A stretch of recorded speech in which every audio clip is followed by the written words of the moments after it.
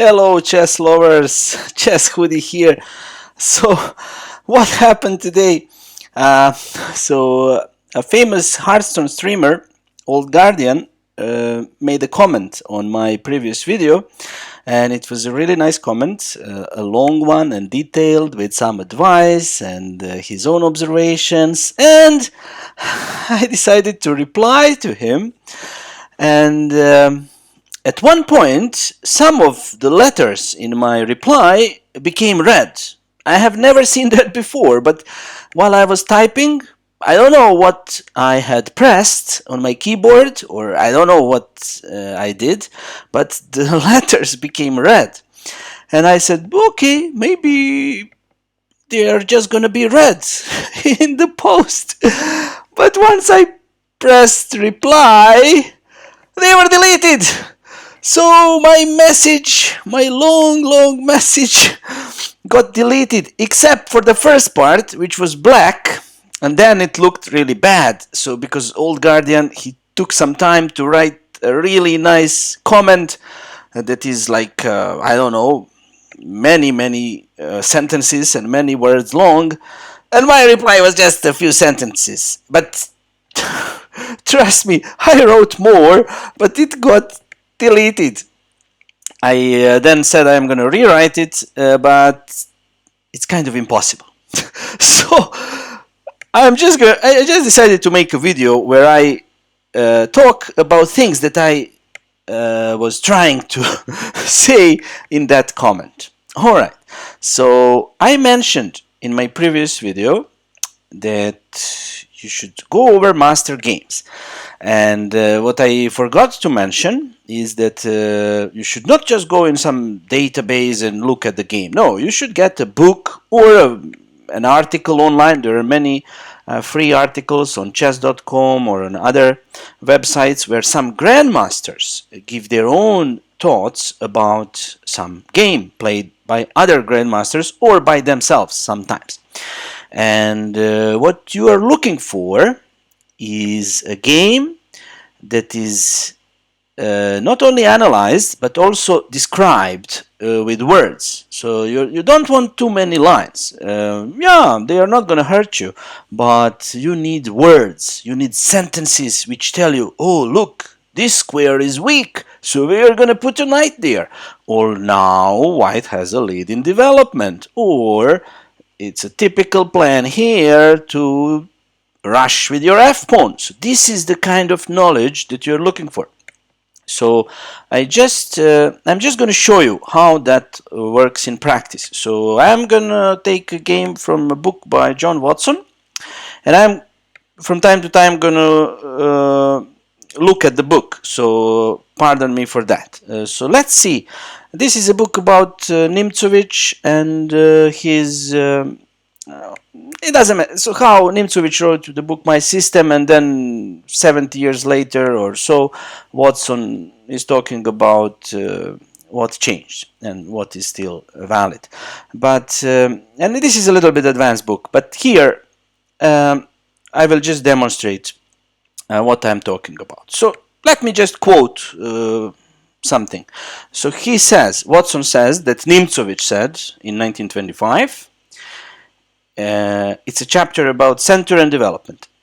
In the open game, speed or development is the very first law. So develop your pieces. You need to be quick. Yeah.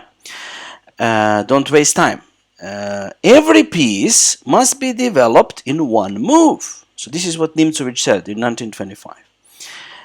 Every pawn move is to be regarded as loss of time. So you move a pawn, you lost time. 1925. Maybe not today.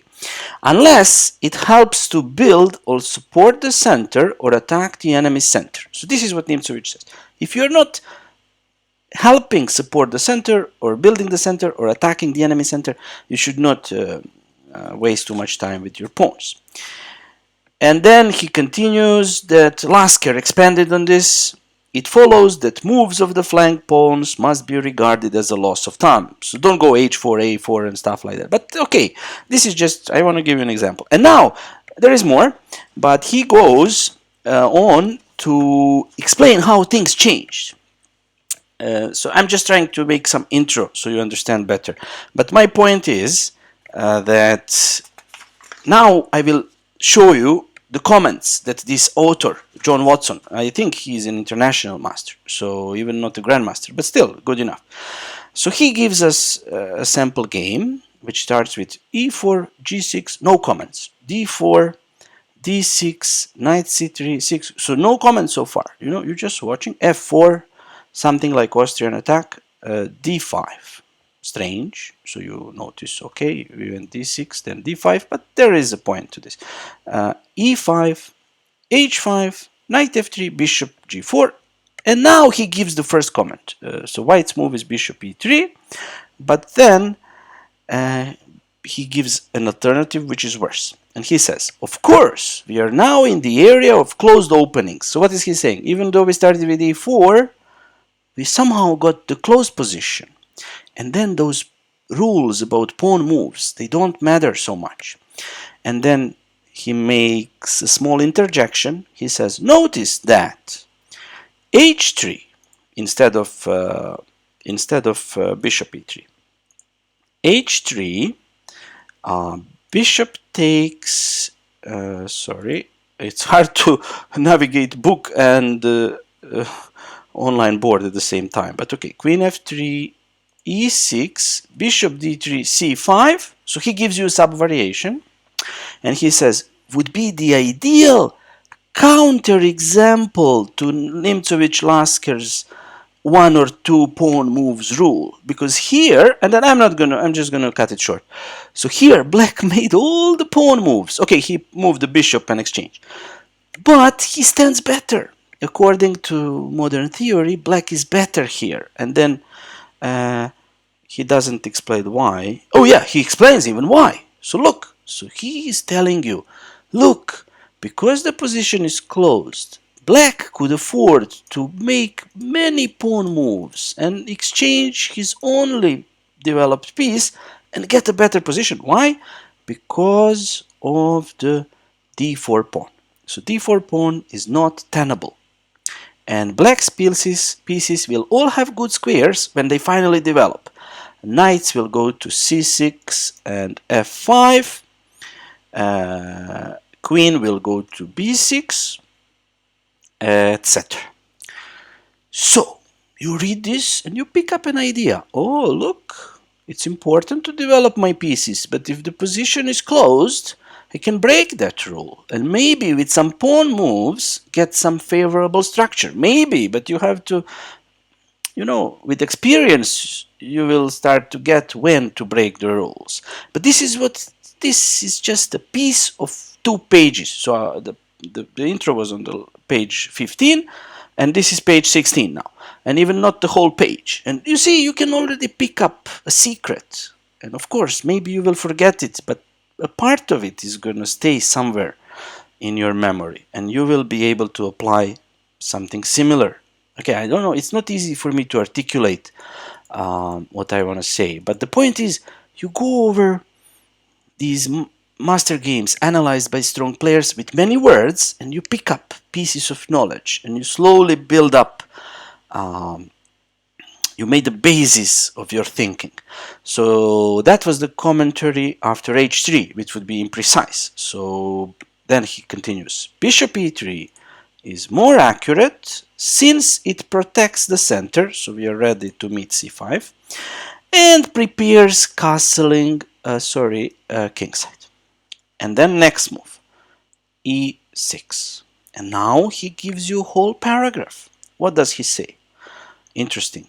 He says, by not playing bishop g7 earlier on move 2 or 3, black now has the bishop where it belongs to support the c5. Had he played bishop g7 earlier, now he would probably have to go back and waste time. And then he gives an alternative option, alternative way of developing, where he proves that black would lose time if he developed on g7 earlier. Look, so, oops, sorry, not that. After d4, he goes on to say, Watson, that after bishop g7, so normal move, knight c3, c6, f4, d5. So here black saves one tempo. Instead of going in 2 moves to d5, he goes in 1. But all in all, look, e5, h5, knight f3, bishop g4, bishop e3, e6. He wins the tempo because he wins the tempo in the first variation, because now to go c5 he would need to go back. So it's amazing. It's amazing. But by not developing the bishop on g7 immediately, because of the specific reasons, he gets to this position a tempo up. Sorry, so that was his next move, because his bishop is already where it belongs. So very complicated stuff. But here you learn more. You learn, oh, so sometimes I'm not going to complete the fianchetto. Of course, that's going to be very rare, but it gives you an idea. So your possibilities expand. The things that you see, the things you think about when playing a game, enlarge. So if you hadn't read this, you would have had harder time to figure it out on your own, almost impossible. But the more stuff like this you study, the richer your thinking process becomes, and the more options you see and the more options you consider.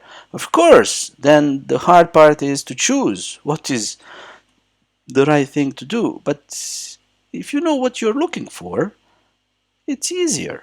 It's easier. And then let's just go a few more. I'm not going to go through the whole game, but queen b6, another comment, not a line, a sentence. Black finally brings out a piece, and it is the queen. So you see, this is a little bit advanced stuff, but any book that has prose will teach you something. So you should just find the appropriate, the material of the appropriate level. But here, the point is that even though the first piece that we have in play, if we don't count the bishop that got exchanged, is a queen. So everything opposite to the basic rules, but still, black is better. Castles, knight d7, king b1, h4. Now I'm on page 17. Back to pawn moves. Now white's kingside pawns are immobilized. Yeah, so instead of developing, he played another pawn move. Another pawn move. But okay, this is some advanced stuff. So the point was to immobilize this g-pawn. And then the next move is knight e2. And then Watson explains that later white players discovered ideas like g4, sacrificing a pawn, just to make this trust and to get some play on the king side. So this was all haphazard, but this was what I was trying to write in that comment that became red colored and eventually got deleted once I clicked reply. So when you go over a master game with commentary, you set the board, you move the pieces, and you read the book or the article on the internet, whatever you can find. And you're thinking, you're analyzing, you read a sentence and you think, oh, what is he saying?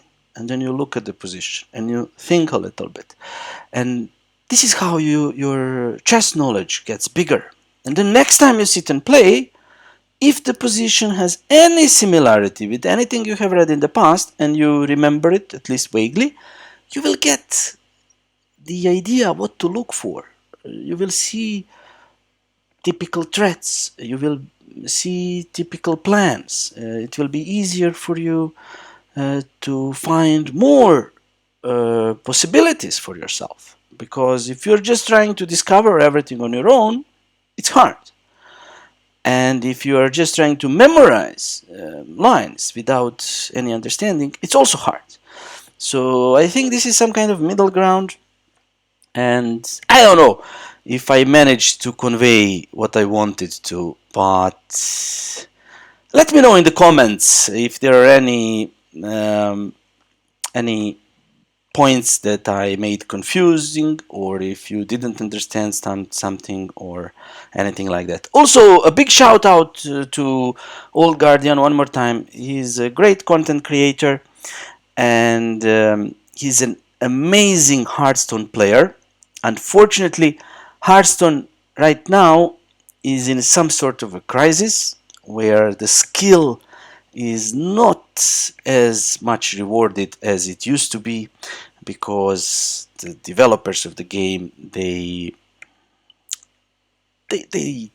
transform the game into something that caters maybe children, or I don't want to say something stupid, but I think that those people that are working on development of Hearthstone, they did something that the game, the skill gap is how to say, it's almost non-existent. Yeah, I mean there are decks that require skill, but it's a different kind of skill, and it's not what it used to be.